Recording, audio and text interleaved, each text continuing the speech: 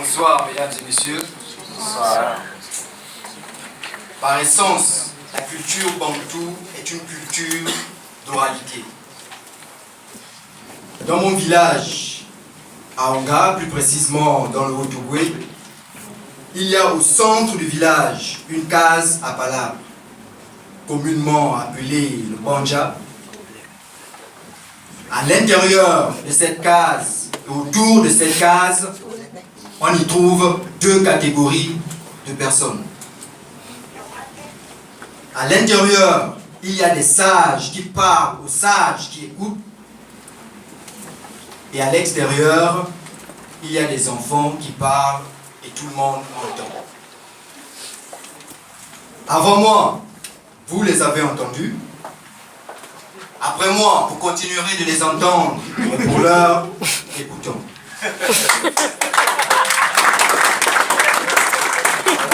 Merci, papa, merci.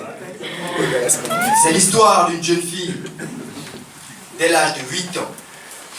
Alors qu'elle n'était encore qu'au primaire, elle s'était résolue à faire du commerce pour assumer une partie de ses charges scolaires et ainsi alléger les dépenses de ses parents. Quelques années plus tard, inscrite en cours du soir dans un établissement de la place, notre jeune fille, devenue jeune dame, continua à se battre et à se prendre en charge. Alors qu'elle perdit sa mère et se vit endosser la charge d'élever ses 10 frères et sœurs, elle démissionna de son travail et créa son entreprise, 3MJ Consulting. Aujourd'hui, à seulement 33 ans, elle est assistante de coordination générale, responsable de la caravane publicitaire sur la tropicale à Missabongo, consultant à la présidence de la République pour l'organisation d'événements nationaux, chevalier d'ordre national du mérite pour sa contribution au développement du Gabon à travers les samba professionnels. Vous l'aurez compris, nous parlons des modèles gabonais de proactivité, de responsabilité et d'engagement. Je vous parle de Madame Josiane Maténé, et d'ailleurs qui nous a fait l'honneur d'être parmi nous ce soir.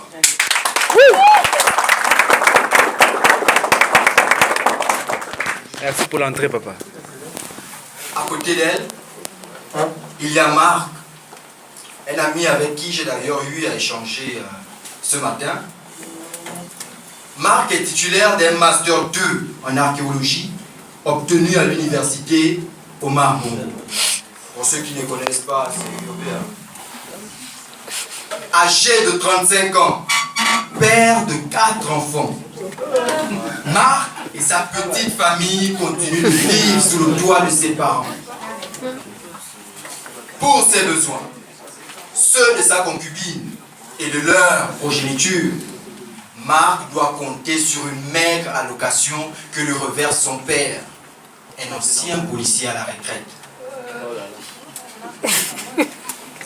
Du haut de son Master 2, depuis 3 ans déjà, Marc attend. Marc attend. Marc attend que l'État lui offre l'emploi qu'il estime lui revenir de droit.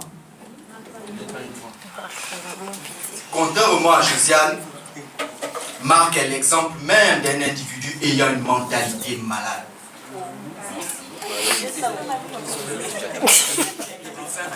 Il souffre d'une maladie plus sournoise que la syphilis, plus dangereuse que le paludisme, Merci, et papa. plus douloureuse que le gono.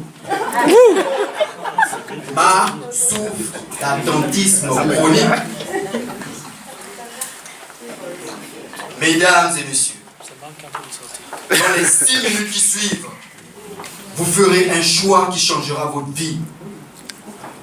Le choix de devenir Josiane ou de demeurer Marc. L'attentisme, parlons-en. D'après le dictionnaire Larousse,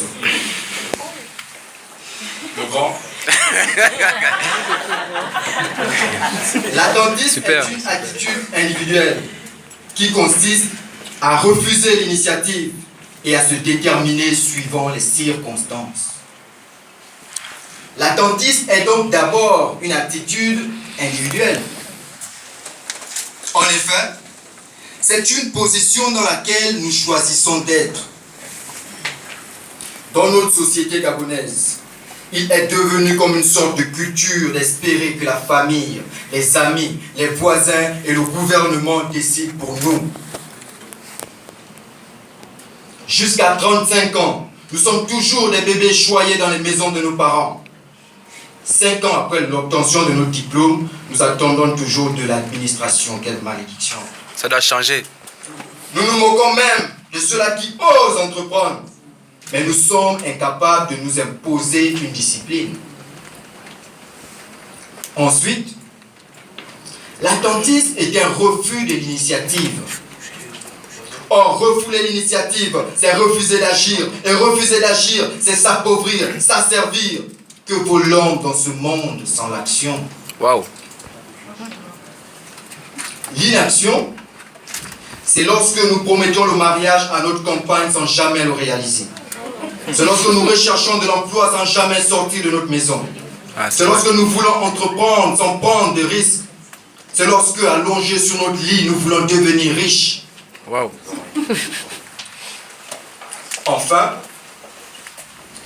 l'attentisme, c'est le fait de se déterminer suivant les circonstances. Évidemment, l'attentiste, c'est cet individu qui se laisse surprendre par les événements, puisque nous pouvons en créer.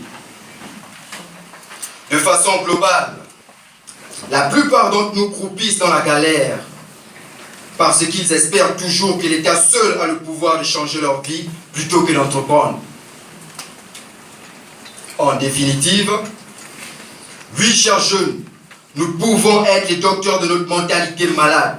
Mais cela passe par une prise de conscience individuelle, puis collective. Oui, que le jeune cesse d'être attentiste. Oui, qu'il prenne conscience de ses atouts. Oui, qu'il entreprenne. Oui, qu'il sache que détruire un bien public, c'est priver l'autre d'en jouir, mais c'est surtout empêcher le développement de son pays. Oui, impliquons-nous, chers jeunes. Soyons des guerriers pacifiques pour l'édification de notre société. Oui, chers jeunes, nous soyons des acteurs et non des spectateurs. Nous pouvons être des docteurs de notre mentalité en éradiquant l'attentisme. Je vous remercie.